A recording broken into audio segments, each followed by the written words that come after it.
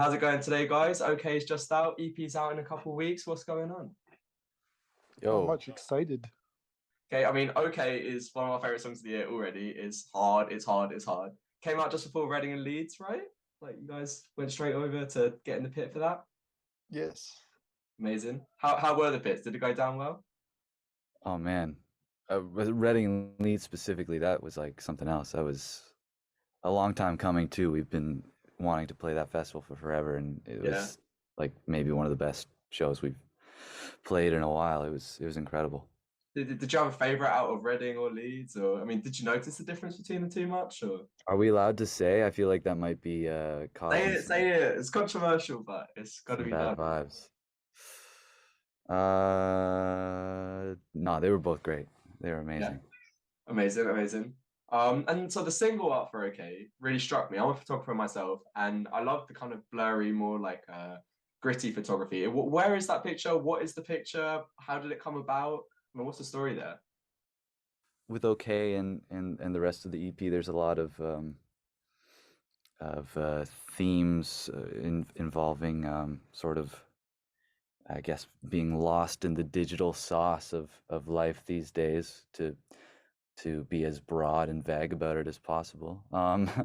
So it kind of just had this idea of trying to stretch digital images to their limits. So we just tried to take some pictures with it's like just a little digital handy cam we have, and with the zoom as zoomed in as possible. I like the idea of those getting those digital artifacts that like from that zoom effect.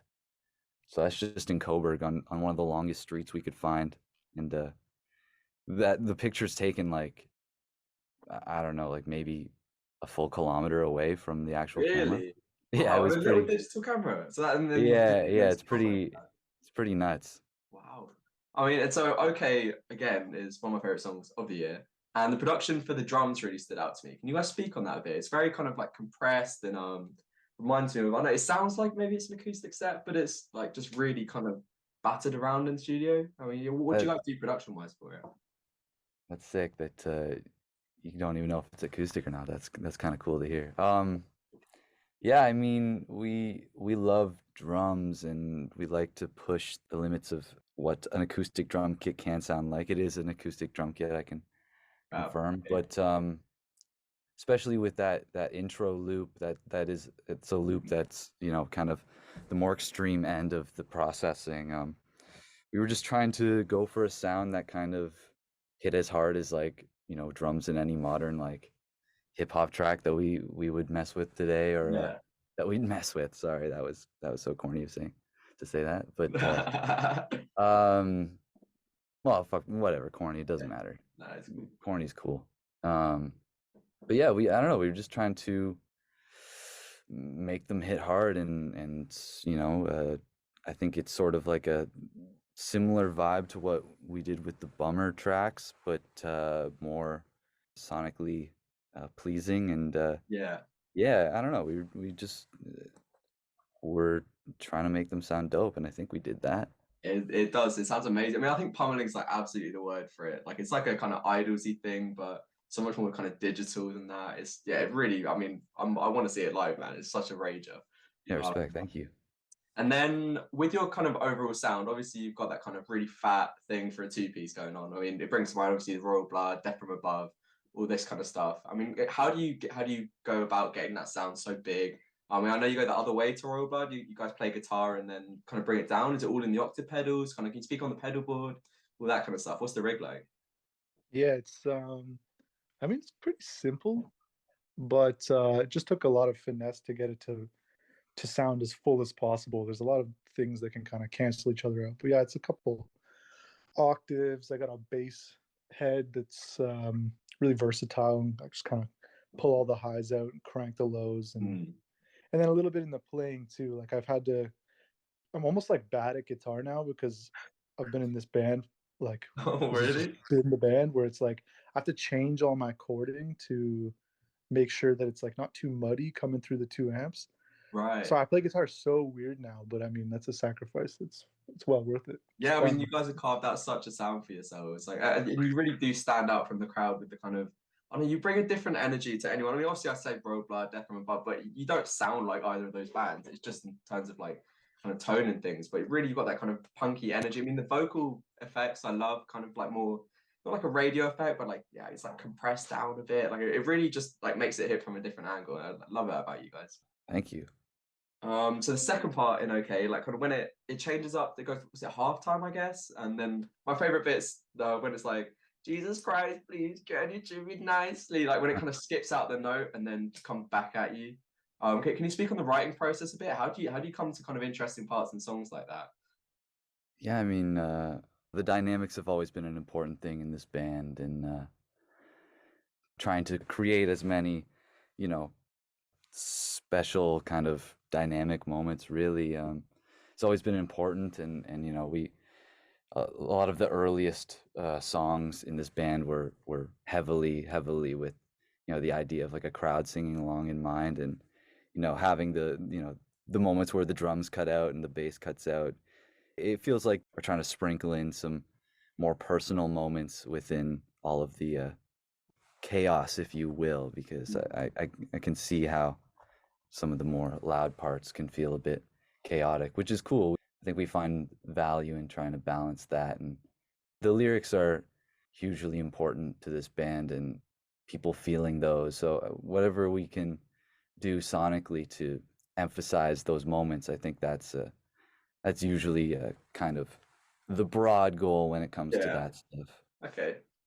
So it's just quite natural for you guys then. You just sort of like you kind of you pick out your specific lines, moments, and kind of peaks. Yeah, and I think it all has to come like down to serving the song as well. But I mean, yeah, that is what it is.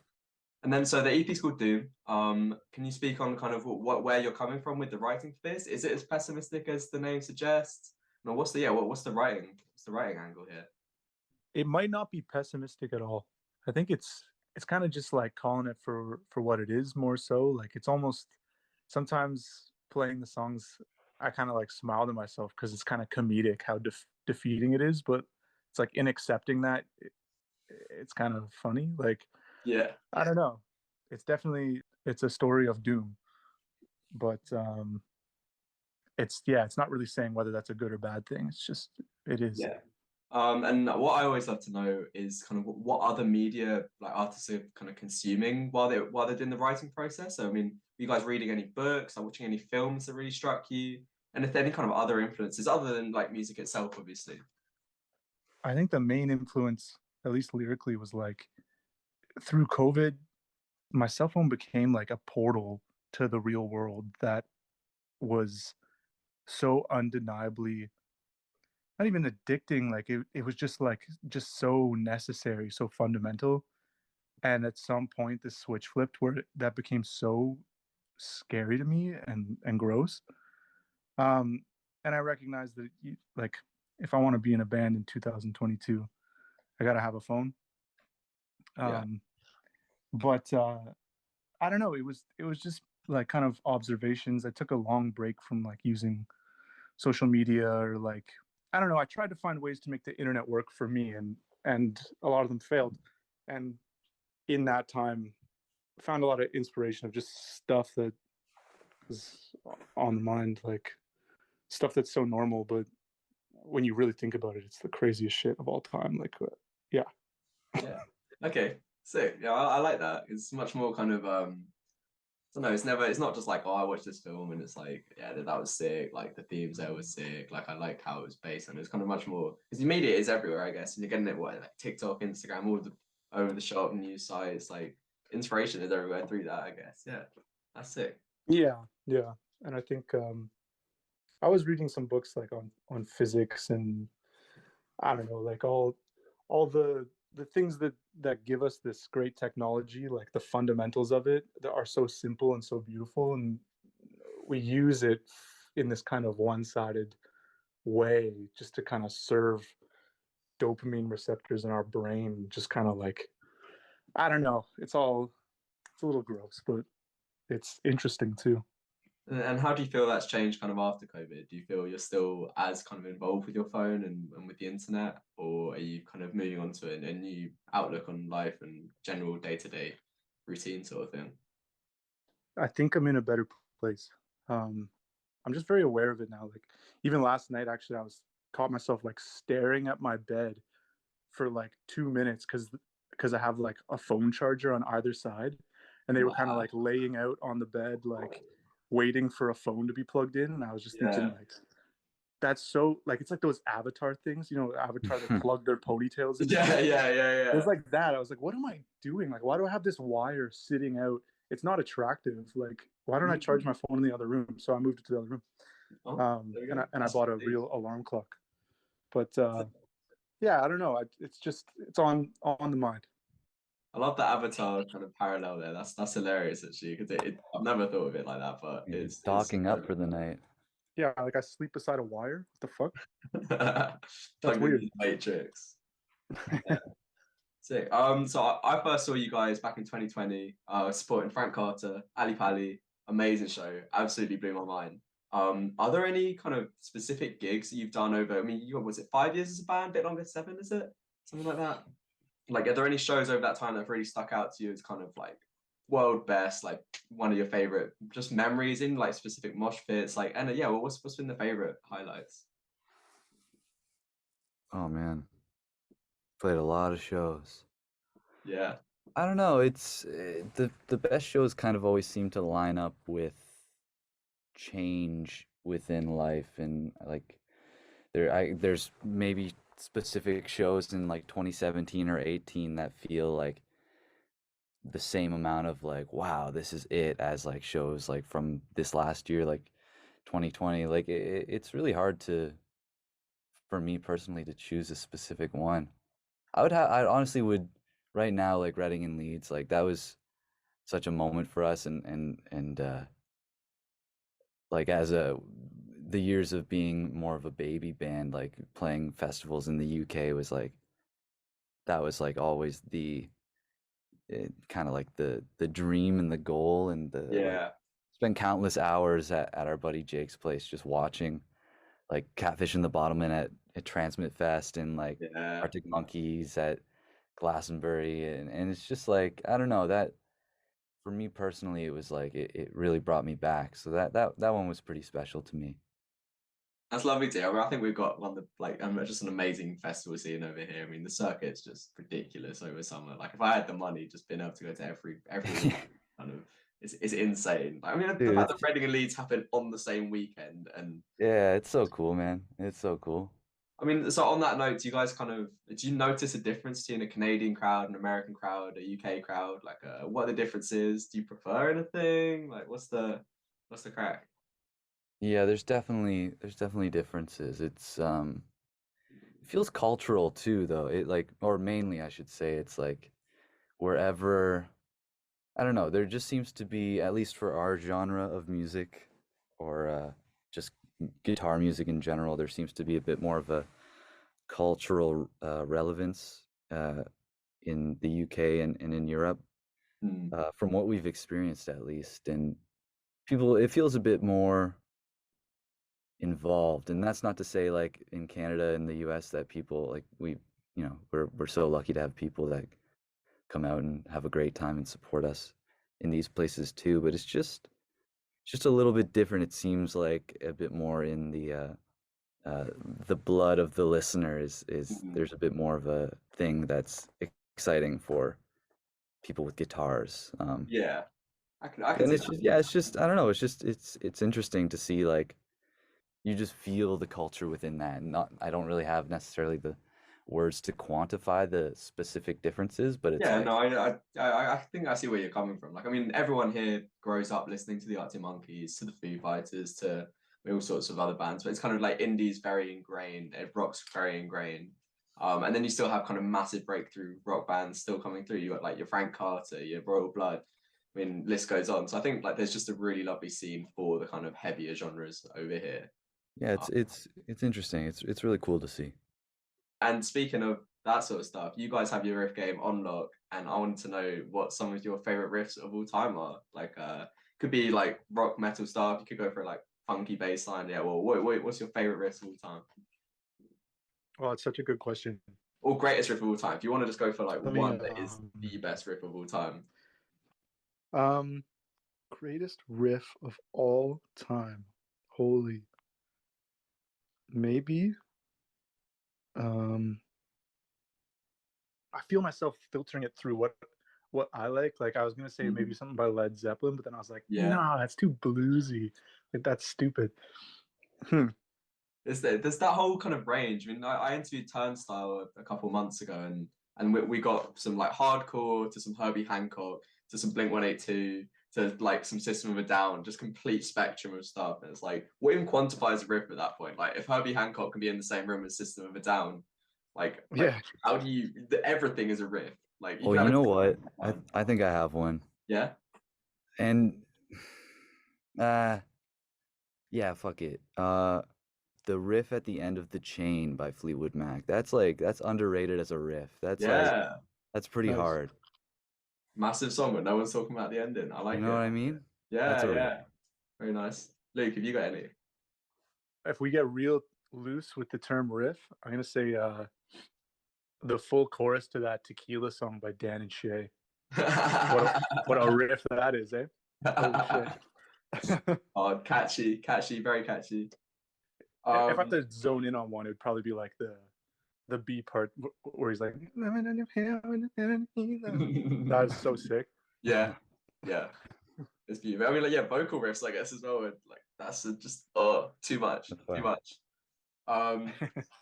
So you guys up for a little quick fire round? I've just got some like little like yes or no sort of questions to kind of wrap this up. Yeah, let's do it. I mean, some of it's not yes or no, but yeah, you'll get the gist.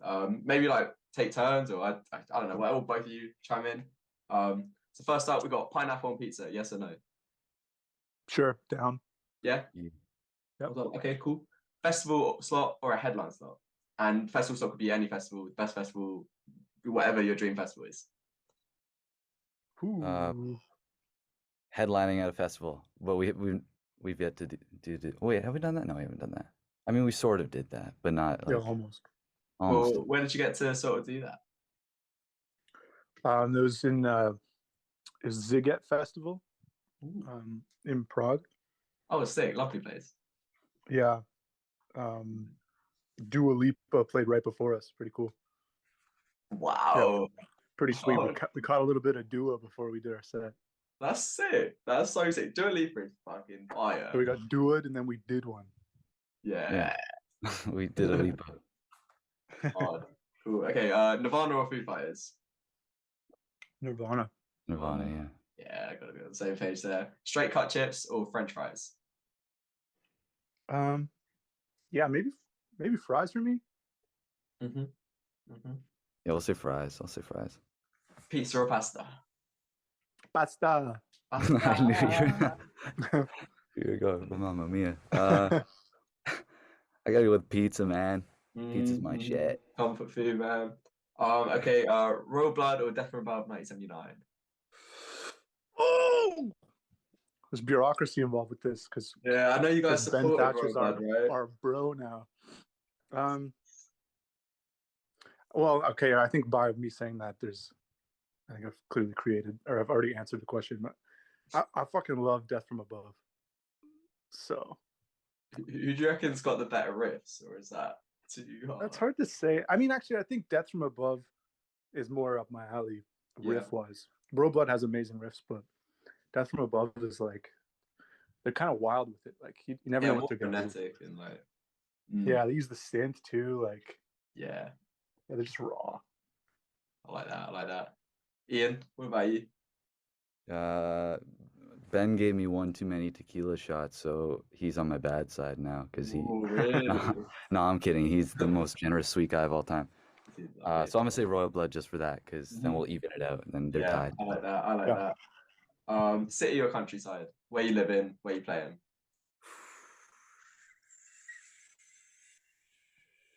City. I think that I will live in the countryside one day when it's really up to me wherever I want to live. Nice. It'll be the countryside. See. Who is the best dressed in the band, and is there like a consensus? Or... Oh, it's Jake, our tour manager. Oh, really? That guy has the guy he'll wear like skinny jeans with this one pair of boots. Dude, he looks so good. Really? I don't know about the skinny jeans. Are they coming back? Oh yeah. He'll put the skinny jeans on with like a hoodie, maybe like a H&M hoodie. He looks so good. I respect it. Okay. Tea or coffee? Sometimes he'll even wear shorts with the boots, and it's like that's like whoa. Yeah. Shorts and boots. God, It's like his like Kanye fashion moment. That's sick. Okay. Tea or coffee? I'm a Oh, coffee kind of guy. yeah, coffee. Yeah, makes sense. Me too. Big venue or small venue? Like, big venue, we're talking like stadium size. Small venue, we're talking. I saw you guys are playing the Velvet Underground actually in Toronto, so something like that. Small. Yeah, let's say small, but medium's pretty tight too. I like medium. Yeah, truthfully, that's why there was hesitation. Is because we're a medium kind of band. Okay. Yeah. That's interesting, actually. I feel like most people kind of put themselves at either end of the spectrum. Like, they love the kind of stadium, like, sing-alongs, but then, or they kind of love the, like, gritty moments in the basement. But, yeah, medium, I guess you get the best of both worlds with the medium. Yeah, is that cheating? I'll take it. Yeah, I'll allow it. I'll allow it. It's free rules. Sad songs or happy songs? Sad songs. That's a tough one. Yeah, I think I'd say sad songs, but sometimes when the happy song hits and you're like actually happy. Yeah, it's like euphoric. Yeah. But in the same way with sad songs, I think I like to wallow in my sadness. So like I'll come out of like a sad film and I'll go straight on the Radiohead and just like sit on the train on the live. Like, and I think that's a kind of happiness, even though it's because you're not sad, but like it's like something that puts you in that sort of like melancholy mood and you just like wallow in it. Yeah, I had a big phase of that with Adele's 21. She like I would like just be pitying myself. Yeah. Like for nothing, and just like then I'd be like, nah, hit the Adele 21. That album front to back makes you cry. Heavy stuff. Going on like dramatic walk through the woods, misty day. Yeah. I'm a dramatic guy. I like that. I love that stuff. I love being dramatic. Lovely. Okay, summer or winter? I know it's a bit more of an extreme one because you guys are Canadian, but what's the consensus? Summer. Yeah, it's gotta be. I thought it had to be. I mean, in Canada, those winters are insane. Like, I don't know how anyone enjoys that. And to wrap it all up, I've got a Kiss, Marry, Kill. I've got Liam Gallagher, Drake, and Britney Spears. All right, That's I would crazy. kill Liam Gallagher. He's a great guy, great vocalist. But you know what? He's rude sometimes. So unfortunately, I'm gonna murder him in cold blood. Yeah. And then I think that I would marry Drake. I'd like to live at his house. Yeah. And just hang with his friends, like stuff like that. Basically, kind of just be there for him too. And I guess that means I'd kiss Britney Spears, that's a pretty cool thing to say you've done. I mean, yeah, props to you, man. As long as like she's down, like yeah. Or it could be like maybe it's like a kiss on the cheek, like if she was having a bad day. I'm like, oh, that's good. Oh yeah, just chilling out. Yeah. Forehead kiss. Yeah. Gentle. Nice. Look how far you've come. That's what I'd say. What about you, Ian? Are you on the same page there? I'm trying not to just copy paste that answer, but I feel like that's me too. Like I feel like, yeah, I'm pretty much in the same boat there. So that's me done with the questions. Thank you so much for coming on. Have you guys got anything you want to shout out? Obviously, the EP is coming up very, very soon. I'm not sure if this is going to be out before or what the situation is. But... Yeah, I think mainly that. Check out our EP. October 21st, I believe. October 21, yes. Very lovely. Okay, out now. Amazing song. One of the best tracks of the year. The EP is actually quite surprising. I've heard it, and it's not necessarily what I expected, but it's absolutely what I needed. I had a lovely time on the train this morning listening to that. Yeah, thank you so much, guys.